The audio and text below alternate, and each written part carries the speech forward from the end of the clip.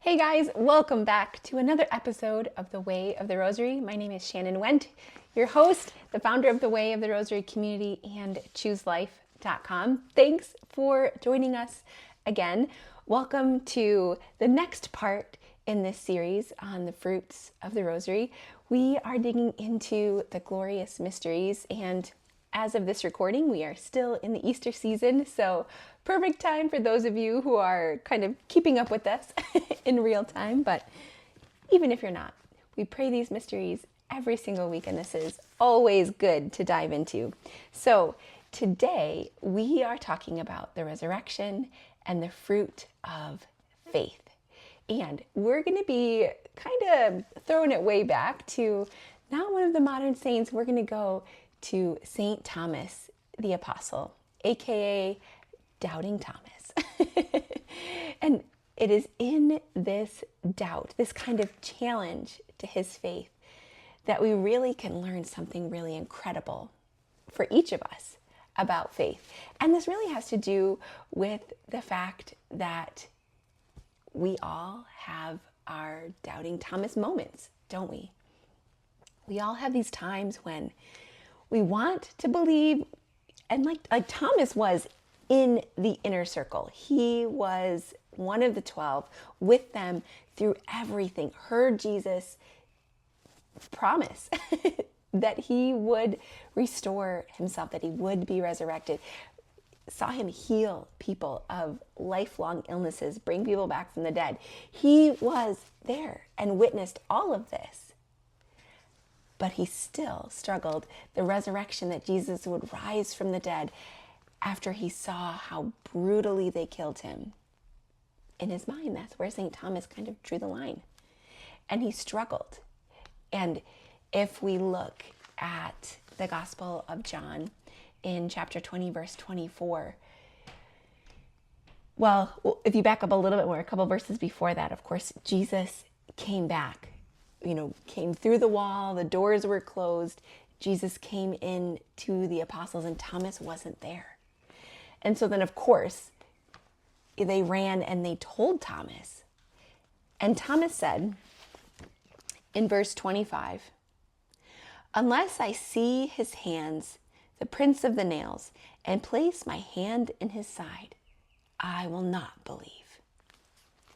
And I think we could kind of dissect Thomas's, sort of emotional state at this point, or even just his personality in general, maybe to be more questioning. And all of that would be speculation. And there's lots that has been written kind of speculating about Thomas.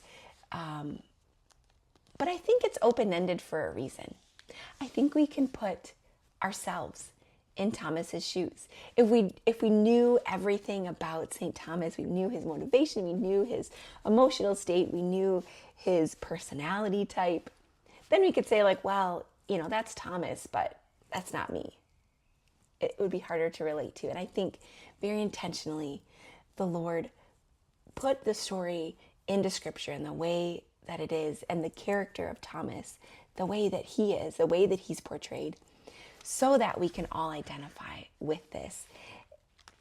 And we know, the one thing that we do know is that Thomas's intentions were good. And we can kind of juxtapose St. Thomas with Judas. They have similarities. We can say that they both struggled to believe that everything Christ said would come true the way that he said that it would. But Judas kind of fell for the lie that he had to take care of himself. And Thomas, in his unbelief, still put it on the Lord. He still said, he knew that he had to encounter the Lord in order to have faith. And he put some very human qualifications on this. I've got to physically be able to see the nail marks in his hands and put my hands in the wound in his side. Then, boxes checked, I can believe. And maybe in our own lives, we've had those kind of sort of bargains with the Lord. Like, Lord, do these things, check these boxes of my own creation, and then I'll believe. Then I'll go to church. Then I'll pray my rosary every day. Whatever we, fill in those blanks. I'm sure we all have made those kind of bargains, kind of with ourselves, with the Lord. But how does the Lord respond to Thomas? And I think this is a very important point for us to recognize, because Thomas got a, kind of a bad rap. He got a pretty unfavorable nickname. I mean, I think it might have been a little more fair to call him questioning Thomas instead of doubting Thomas, maybe. But we've given him that name, Doubting Thomas. And yes, he did doubt, but in his doubt, St. Thomas leaned in to the Lord. He knew that his answer would be found in the Lord. And for us, when we have these kinds of questions, when we doubt the Lord's goodness, when we doubt that what he says is true, that things in our lives are going to work out, instead of kind of pushing back and taking care of our own selves like Judas did, we lean in like St. Thomas did. Then, and only then, can we truly experience the resurrection. And again, we've talked a bit about, in other series, we've talked about the resurrection, and it wasn't just this historical event. It wasn't just, the crowning miracle. Jesus raised all these other people and then he raised himself. No, this really is the most important moment in all of human history. And because heaven and earth collided in this moment when Christ literally, physically came back to life, like from heaven to earth, and heaven and earth were united in that divine and kind of, for our human sensibilities, kind of an incomprehensible way. That moment changed everything. And that moment became the only moment in all of history that is unending. Every other moment, no matter how important in the span of human history, no matter how important that moment was, even if we remember that moment today, the moment is still over. And the resurrection is something that we continue to be invited into and to continue to be able to experience. And that's what Thomas did. I find it interesting that it was 8 days later, we're told. So for 8 days, over a week, all of his best friends had seen Jesus. They had experienced the resurrection. All of their 5 senses were involved. I'm sure they ate with him. They, were able to hug him and hold him and sit with him and hear him, and their entire bodies, their physical experience was brought into the resurrection. And here's Thomas, holding on to his unbelief in some sense. The Lord let him sit in that for a while. And so again, we can suppose, but I think we can put ourselves into this kind of supposition about what went through Thomas's mind, what happened within him over those 8 days. Certainly he was with the apostles and they were having these conversations, and he had what surely would have been created in Thomas over that week, spending time hearing about everybody else's resurrection experience. Desire, a longing. St. Thomas wanted to have faith. He wanted to be able to see and believe. And maybe at some point this week, or during that week, he'd already decided that this must be true. Or maybe he still had that nagging doubt that he needed to see it and experience it for himself. I want to point us back to another story. And this is from Mark chapter 9, the quote comes from 24, but the story happens a little bit before that. There's a father who brings his child to the apostles to be healed. The child has a demon within him who causes him to have, to us, it would look like seizures. And this child convulses and throws himself on the ground. And there's been times, the father tells the story, where it's mortally dangerous for the child, where the demon threw the child into the water or into the fire. And the family's life, it sounds like the kind of the impression that we get is totally uprooted because they're so focused on trying to take care of this child and all of these episodes that they're having. And so the family brings this child, the father brings this child to the apostles, and the apostles have been going around and they're drawing crowds, they're healing people one after the other because of this power that they've received from Jesus. And when this child is brought to them, try as they might, they're not able to release the child from this possession. And then Jesus steps in.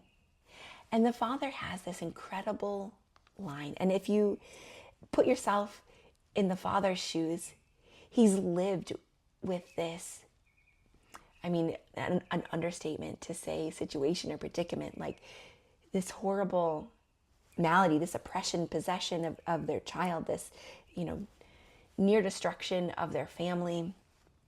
He's lived with this.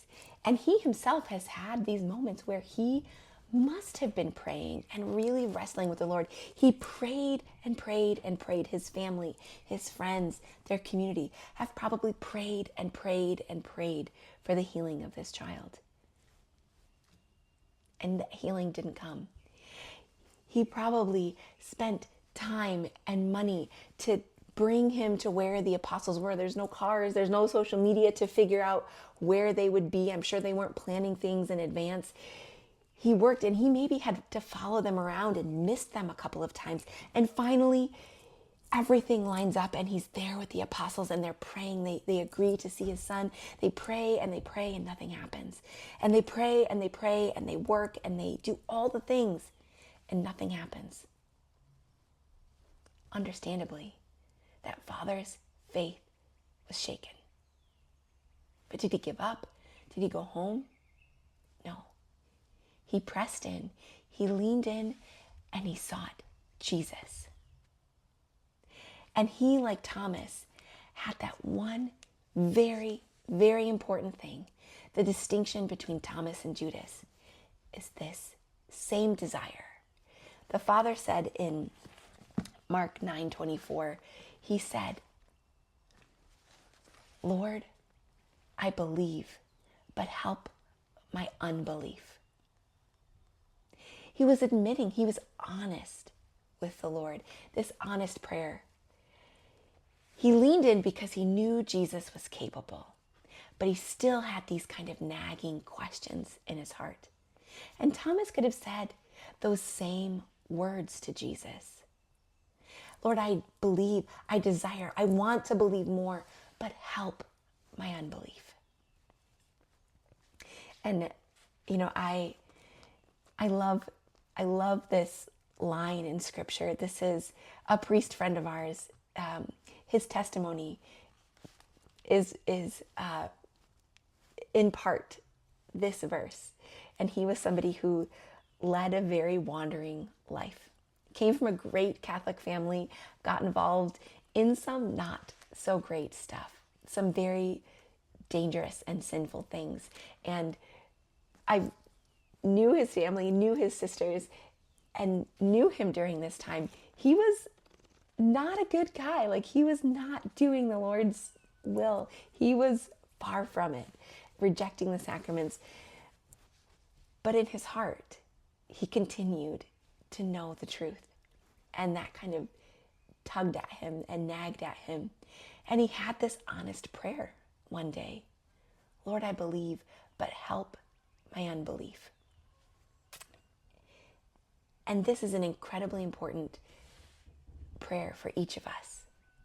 We all have bits of unbelief. We all have parts of our heart that are unconverted, that are still doubting, that have questions, especially when we go through something really difficult, like this father from the book of Mark did, or the trauma that St. Thomas and the apostles experienced. I can't imagine how difficult it was to see not only your best friend, but the one who all of your hope rested on, be so brutally tortured and murdered in front of your eyes. We all have reasons to disbelieve. But what keeps us, what faith really is, faith is not never doubting. Blind faith is a misnomer. It shouldn't be. I hate that phrase, because we're intellectual beings, and I'll share a paragraph from the Catechism that kind of helps to explain this. But all of us, because we're rational and emotional, we have doubts and we have questions. But if those questions sit on a foundation of faith, then the questions are good. And we can see from the way that the Lord responded to Thomas that his questions were honored, that it was good and it was right, and it wasn't wrong or sinful for Thomas to have these questions or to want to see reason, to see proof, reason to believe. There's an element of faith that we have to have, and that's where, the Lord kind of calls Thomas out. But because Thomas's questions were seated on this foundation of Christ, and that foundation gave him a desire to understand the answers to these questions and to lean into Christ to find those answers, the questions get answered. And then what comes? The questions kind of bring an anxiety, a fear, worry. But what does the Lord come with? Peace.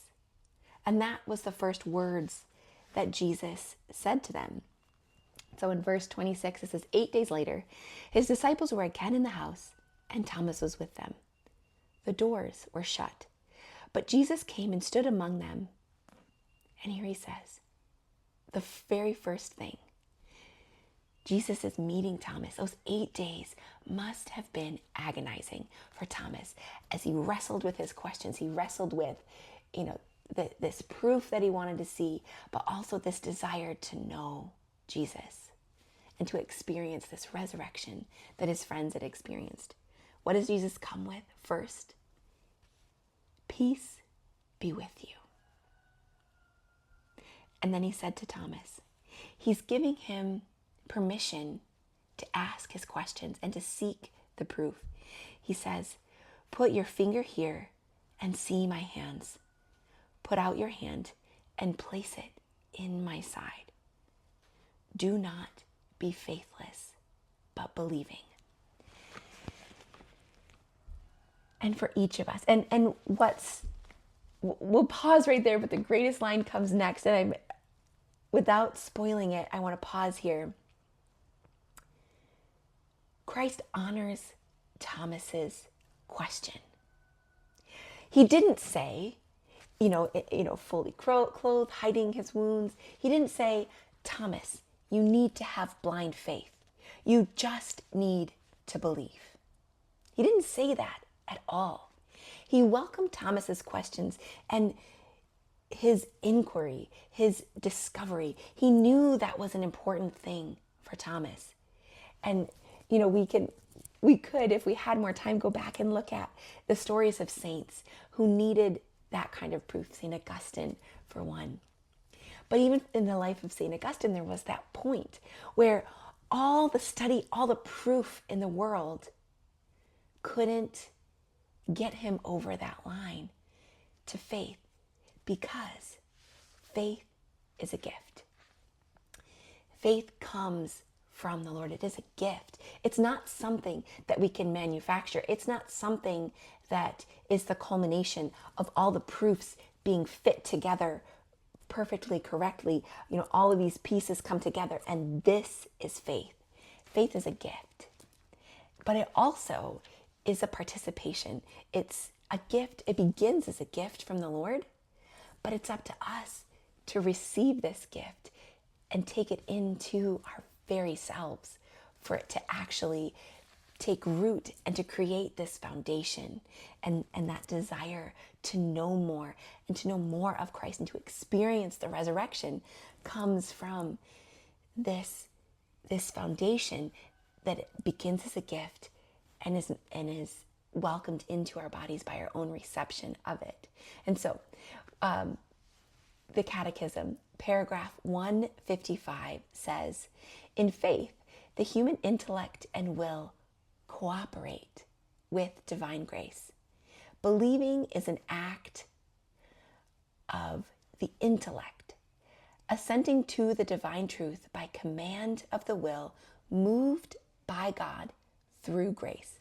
And like 3 separate times in this short little paragraph do we hear about this intersection, this cooperation. The first is, in faith, human intellect and the will cooperate with divine grace. It requires this cooperation.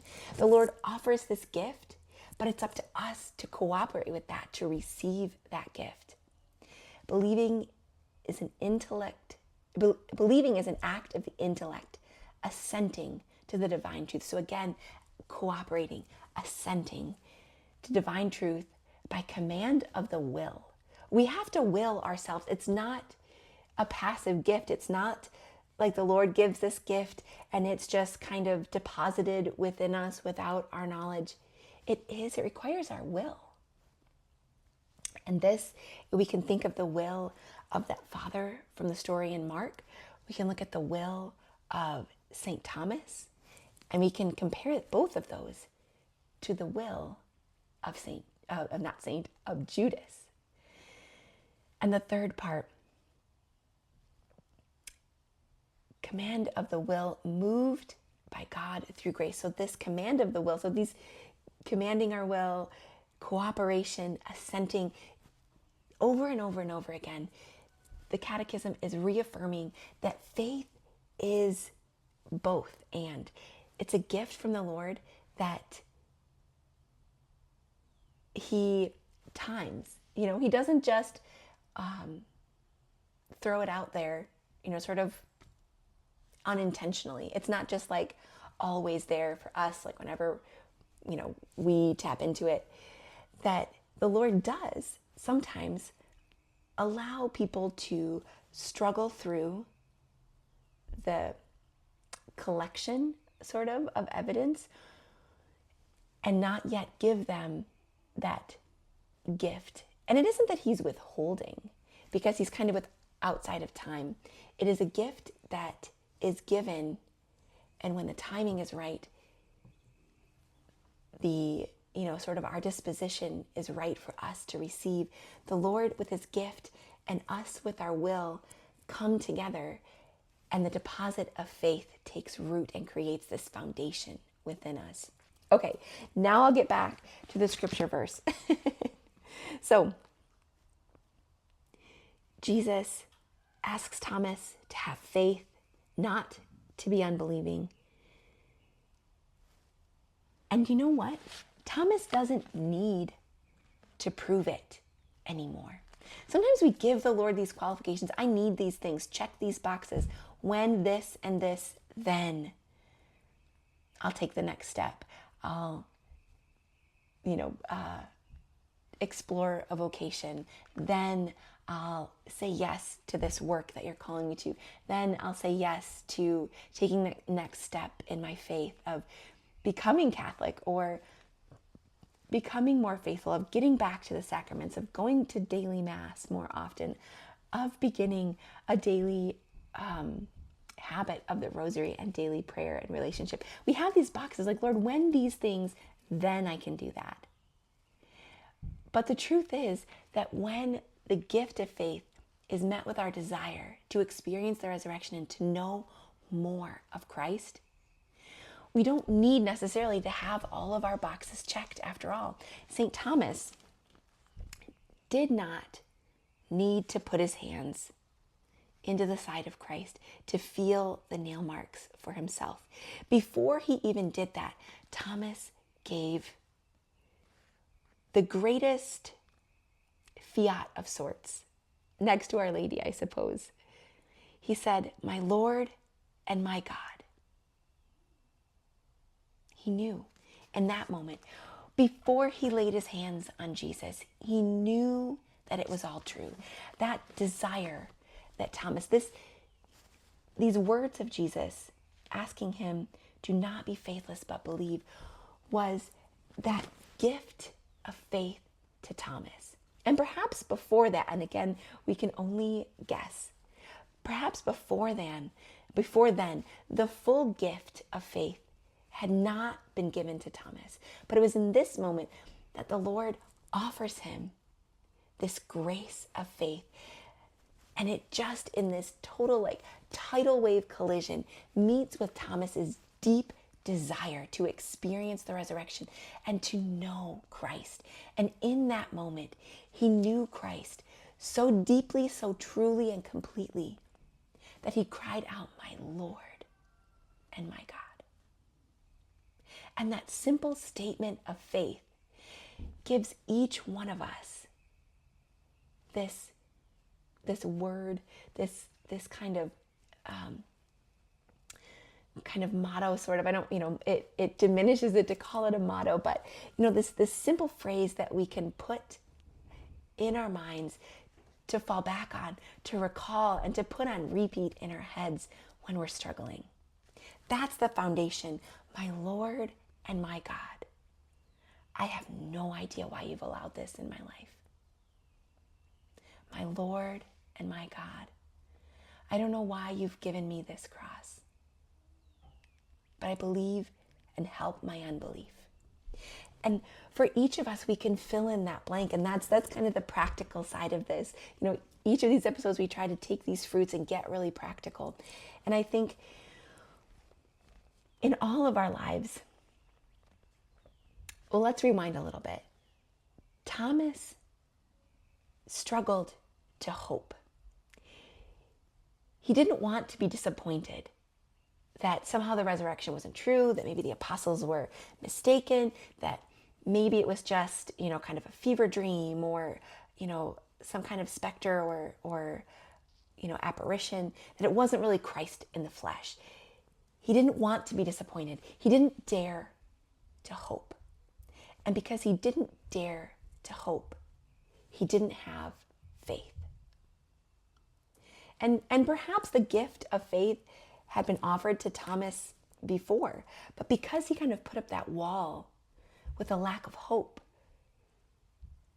faith couldn't really quite take root yet. And it's not a sin to lack hope, but we need to recognize where it is in our lives that we lack hope. Where have we given up hoping that we don't allow the gift of faith to enter into that place? And so we think about this relationship, and we've talked about hope. We think about this relationship between faith and hope, and hope is kind of that desire.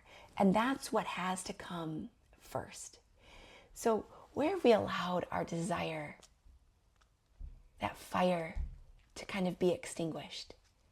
Where have we not dared to hope? Think about relationships. Think about the crosses that we have. And yes, the Lord allows crosses for reasons, but he also wants resurrection. Good Friday is only good because of the resurrection. Otherwise, it would be called awful, terrible, horrible, murderous Friday. And we all have those crosses in our lives, those awful, horrible, murderous crosses that we don't want to carry. But perhaps we've come to understand and to agree with the Lord that it's good for us to carry this cross. But the goodness is discovered. It's kind of like, the cross are sort of like deposits that we make of faith, and that faith is realized in the resurrection. And so the first part, where have we given up hope? Where have we put out that fire? Where have we not dared to hope anymore? Because like that father from Mark, we've been disappointed. We've prayed. We've done everything we can. We've tried time and time again. We've tried so many different things. Other people have prayed for us. We sought the apostles in the healing, and we followed them from town to town, missing them. And it just hasn't worked out. And so we give up. That's fine, Lord. Go back home. Deal with this illness, this possession, this cross, day in and day out, day in and day out. Giving up hope of never seeking out Christ and real healing. Identify those areas where you've given up hope, and then fill in that blank for yourself. My Lord and my God. Fill in the blank with your cross. I struggle to believe. I will believe. I do believe. Help my unbelief. And that request to help, that desire within us will be met. The Lord never wants to leave us in our questions. He never wants us to stay in our doubt. He never wants us to be crushed under the weight of our cross. He wants to bring us to the resurrection, to his resurrection, this timeless, eternal moment that we have the opportunity to participate in and to find the resurrection for, small r resurrection in our own lives after the crosses that we deal with. And will that happen right away? Will the timing be our timing? Will we understand it completely? It's a journey of faith, but not blind faith, rooted faith. Faith where we can lean in and ask our hard questions. Be honest with the Lord. Fill in that blank and allow the Lord to help your unbelief. All right, guys. Thanks for joining us. We're going to be talking about the ascension next week, and we're going to be talking a bit more about this hope. I've spoiled it a little bit, but we'll get more in depth next week. God bless.